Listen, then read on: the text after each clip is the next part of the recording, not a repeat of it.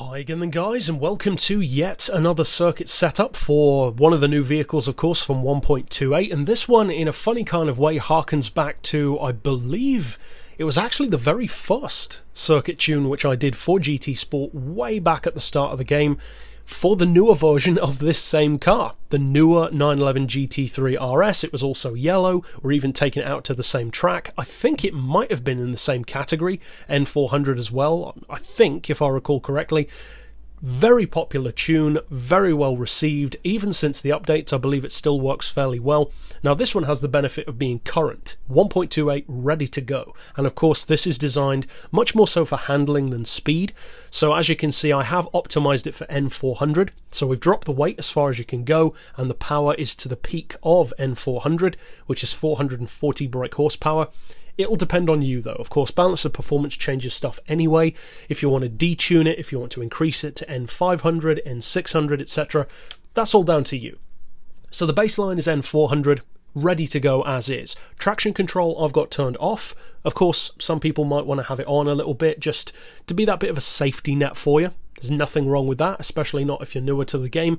As far as tyres, we've got it on Sport Softs because you want to have a good idea of what it can do in less than ideal circumstances, because racing tyres, they give you a little bit of a false sense of security with a road car, and then when you suddenly can't have them or aren't allowed them, you can lose control. So if you optimise it for sports first, it will be even better on racing tyres. As far as suspension, we've got 95mm on the front, 100mm on the back.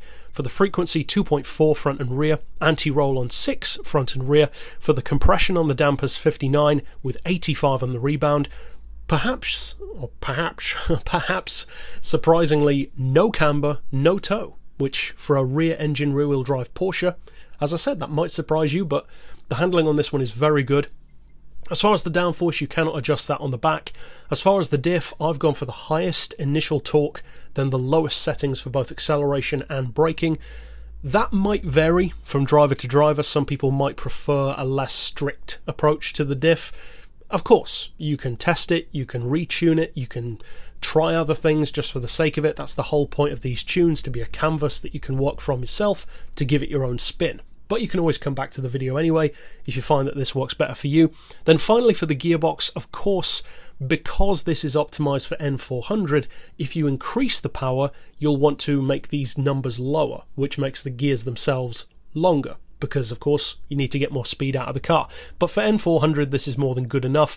So you want the fully customized transmission, 199 mph auto setting, that's what I'd recommend at least. Then for the individual gears, 3.1, 2175, 1650, 1325, 1.1 and 0.975. And I've opted for a final drive of 3450. So they're fairly nicely spaced gears. I find that that works really well for N400. But of course, what you want to know is how quick can it go? Now, to give you some idea of what this car is capable of with Sport Soft tyres and only in N400, this is in the same kind of ballpark. In fact, it's around the 2-second range off of my lap time with an N900 Ferrari Enzo. And this is only N400 on Sport Softs. So that gives you some kind of idea of just how quick this can be.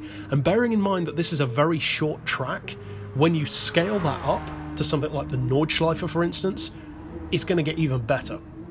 Personally, I think this might be my favourite Porsche 911 in the game now. The newer one is probably better if you optimise them both. That's the way it generally works. The older one's nice, it's got its charm, but this one, to me, I like it the most because it's the sharpest, the most focused, and feels the most aggressive of the three 911s. So if you do decide to use this tune, I hope, of course, you enjoy it, win plenty of events with it, and if you'd like to check out more for race cars and road cars, you can click right here on screen to see all of my GT Sport setups. But that's it for this pick. I'll see you guys next time, and for now, as always, thanks for watching.